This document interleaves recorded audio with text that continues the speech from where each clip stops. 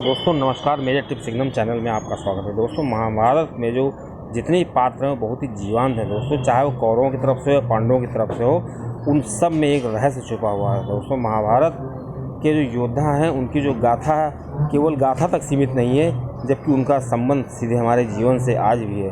दोस्तों महाभारत से जुड़े जो वचन और श्राप और आशीर्वाद थे उनमें एक रहस्य छुपा हुआ है। दोस्तों महाभारत भारत में नहीं बल्कि विदेशों में भी उसकी बहुत महिमा है और इतिहास में इसका रहस्य छुपा हुआ है।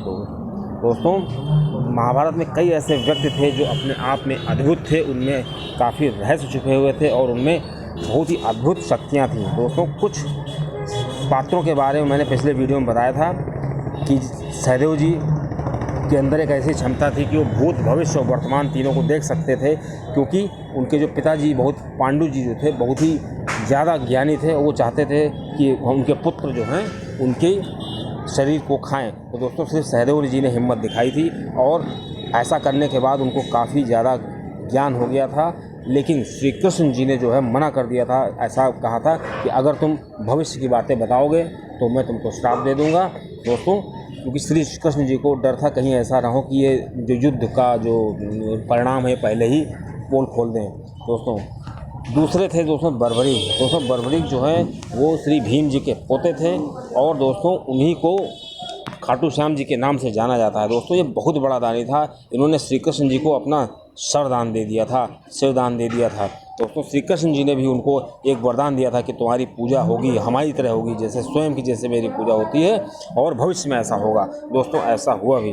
दोस्तों ये बहुत बड़ा दानी था और दोस्तों इसके अंदर इतनी ताकत थी कि पूरा युद्ध जो होता है ये एक ही साथ अकेले ही पूरा युद्ध ख़त्म करने की क्षमता रखते थे। दोस्तों तीसरे जो बहुत दिव्य व्यक्ति थे, बहुत ही अद्भुत व्यक्ति थे, वो संजय जी थे। ये बुनकर के पुत्र थे और श्री व्यास जी ने इनको दिव्य दृष्टि प्रदान की थी ताकि वो धृतराष्ट्र जी को पूरा वृतांत सुना सकें। दोस्तों ये काफ़ी अद्भुत थे और ये बहुत ही स्पष्टवादी थे, ये जो भी बात कहते थे बहुत स्पष्टता से कहते थे। इसीलिए इनको एक और अच्छा पद मिला था, मंत्री जी का पद मिला हुआ था। और दोस्तों अपने अंतिम समय में ये धृतराष्ट्र जी के साथ वन में चले गए थे, संन्यास ले लिया था। जब धृतराष्ट्र जी की मृत्यु हो गई थी उसके बाद ये हिमालय पर्वत की तरफ चले गए थे। दोस्तों चौथा सबसे अद्भुत व्यक्ति था कर्ण और अश्वत्थामा। अश्वत्थामा के बारे में मैंने पहले बता चुका हूँ आपको कि अश्वत्थामा इसकी पहले वीडियो में ये बहुत ही पराक्रमी था, द्रोणाचार्य जी का वो पुत्र था। और दोस्तों आज भी वो जिंदा है क्योंकि उन्होंने अमोघ अस्त्र का ब्रह्मास्त्र का प्रयोग कर दिया था, जिससे लाखों लोगों की जान चली गई थी। इससे श्री कृष्ण जी ने उसको श्राप दे दिया था कि तुम जो है लाखों हजारों वर्षों तक भटकते रहोगे और तुम्हारे शरीर से रक्त की बदबू आएगी। दोस्तों ऐसा ही हुआ। कहा जाता है कि आज भी जो अश्वत्थामा है वो भटक रहा है और अपने आप कई रोगों से ग्रसित है। दोस्तों ऐसा किया था। अब दोस्तों आज मैं आपको बताऊंगा कर्ण के बारे में। दोस्तों कर्ण जो था आपको मालूम था कि बहुत ही बड़ा दानी था, शायद ही इससे बड़ा कोई दानी हुआ हो। दोस्तों महाभारत में कई घटनाओं का संबंध इस विज्ञान से है और इसका रहस्य इसमें छुपे हुए हैं। दोस्तों कर्ण जो थे काफ़ी ज़्यादा जो है बहुत ही पराक्रमी कहा जाएगा और दोस्तों इनके जीवन में जो परिस्थितियां थीं वो सब विपरीत थीं, लेकिन फिर भी कर्ण ने अपने आप को संभाला। और दोस्तों सबसे बड़ी चीज़ ये है कि जैसे कौरवों की तरफ से दुर्योधन का सहारा था, मतलब दुर्योधन जो है कर्ण के सहारे युद्ध लड़ रहे थे और अर्जुन जो थे वो श्री कृष्ण जी के सहारे थे। मतलब सोचिए कितना अंतर है कि उधर श्री कृष्ण जी के सहारे थे अर्जुन जी और इधर दुर्योधन इनके सहारे था, कर्ण के सहारे। और जिसके जो ऐसा पात्र था जिसको कई जगह से उसको दबाया गया और उसको उसका अधिकार भी नहीं मिला। और दोस्तों सबसे बड़ी चीज़ थी कि उसका जो सबसे दिव्य चीज़ थी कवच कुंडल, वो छल से मांग लिया गया था। उसके जो शक्तियाँ थी वो भी ले ली गई थी और उसको कोई भी अच्छा पद नहीं मिला था। उसके बावजूद भी उसने ऐसे ऐसे कारनामे दिखाए जो आज भी हमारे बीच में वो जिंदा हैं। दोस्तों भगवान जानते थे जब तक कि उसके पास कवच कुंडल है तब तक उसको कोई नहीं मार सकता।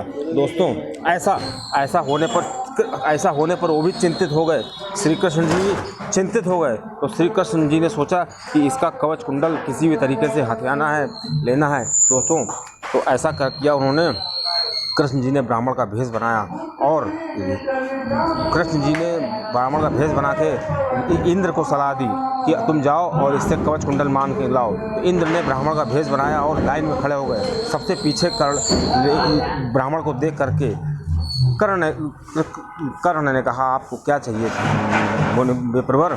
उसने कहा, मुझे एक ऐसी चीज़ चाहिए जो आप जैसा दानी ही दे सकता है, और आपका नाम मैंने सुना है बहुत, इसीलिए मैं बहुत दूर से आपके पास आया हूँ और मैं जानता हूँ आप मेरी इच्छा ज़रूर पूरी करेंगे। फिर भी अगर आप अपने मन में कोई शंका हो तो हमको पहले बता दीजिए, क्योंकि अगर मैं मांग लूँगा तो आपको शायद वो आप हमको न दे पाएँ। अगर आप उसको न दे पाएँ तो पहले ही मुझे बता दीजिए। उसने कहा, नहीं तुम मांगो, तुम क्या मांगते हो, आप मैं दूंगा। दोस्तों, कर्ण हाथ में जल लेके आया और प्रतिज्ञा की कि आप जो भी मांगेंगे मैं उसको दूंगा। दोस्तों, जब कर्ण की देने की बारी आई तो उसने विप्र ने कहा, जो इंद्र के रूप में था, उसने कहा, मुझे तुम्हारे कवच कुंडल चाहिए। दोस्तों, उसने कवच कुंडल अपने खंजर से निकाल के उसको दे दिया। दोस्तों, इंद्र को डर था कहीं ऐसा ना हो कि मेरी पोल खुल जाए, इसीलिए वो भागे बहुत तेज अपने रथ के साथ, लेकिन विधि को ये मंजूर नहीं था। उसका रथ जो है बालू में फंस गया। अब वो रथ निकल नहीं रहा था। उधर से आकाशवाणी हुई कि अगर तुम अपना रथ निकालना चाहते हो तो तुरंत लौट के जाओ और जितना तुमने लिया है उसी के बराबर कुछ दो जाके। लेकिन दोस्तों, कर्ण ने लेने से मना कर दिया। इंद्र से कहा, मैं देता हूँ, लेता नहीं हूँ, लेकिन फिर भी उसको देना पड़ेगा। इसलिए इंद्र ने अपनी जो वज्र शक्ति थी वो वहाँ पर रख करके भागा और कहा कि तुम इसका एक ही बार प्रयोग कर सकते हो। दोस्तों, यही गलती कर दी। जो एक बार शक्ति का प्रयोग करने के बजाय उसको अगर 2-3 बार शक्ति का प्रयोग करना वो मांग लेता कर्ण, तो शायद महाभारत का परिणाम कुछ और होता। दोस्तों, अगला जो सबसे महावीर था, सबसे रहस्यमय व्यक्ति था, वो भीम था। दोस्तों, कहा जाता है कि दुर्योधन के जो भाई लोग थे वो बचपन से उसको मारना चाहते थे। दोस्तों, अब आपने सुना होगा कि भीम बहुत ताकतवर था। दोस्तों, तो इसके अंदर इतना बल कहाँ से आया?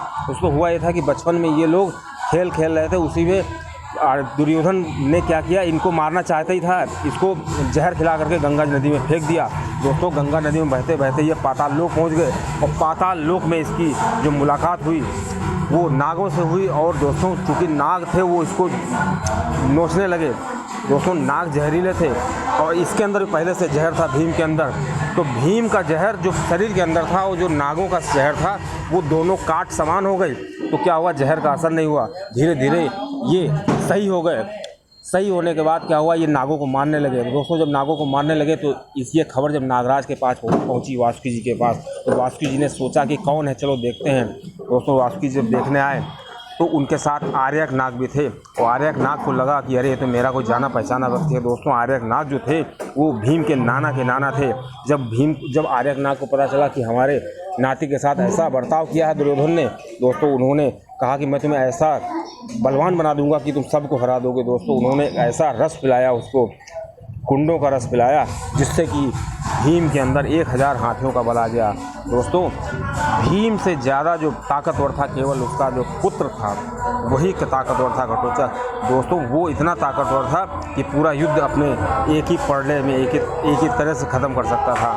दोस्तों, इस तरह जो हमारे पात्र थे, ये कर्ण और भीम, ये दोनों एक रहस्यमय शक्तियों से लवरेज थे। दोस्तों, प्रकृति को यही मंजूर था कि इनको किसी एक विशेष कार्य के लिए यहाँ पे धरती में बुलाया गया है। दोस्तों, दोनों लोगों ने महाभारत में बहुत ही अहम रोल अदा किया है। दोस्तों, आगे के जो पात्र हैं, अभी तो मैंने पहली वीडियो में 3 पात्रों के बारे में बताया था, और अब जो बचे हुए पात्र हैं उनकी वीडियो में आगे वाली वीडियो में बताऊँगा, अगले भाग में। दोस्तों, ये बहुत ही रोचक है कि जो हमारे महाभारत के पात्र हैं वो कोई ऐसे वैसे नहीं थे, उनके अंदर इतनी जो शक्तियाँ थी उन सभी का कारण था। और दोस्तों, श्री कृष्ण जी को सब कुछ पता था कि कब किसको क्या देना चाहिए और क्या लेना चाहिए। लेकिन दोस्तों, इसमें सबसे एक अहम बात अच्छी हमको ये लगती है कि कर्ण जो था उसने जो अपने वादे किए थे वो पूरा किया। दोस्तों, चैनल अच्छा लगे तो जो सब्सक्राइब करिएगा।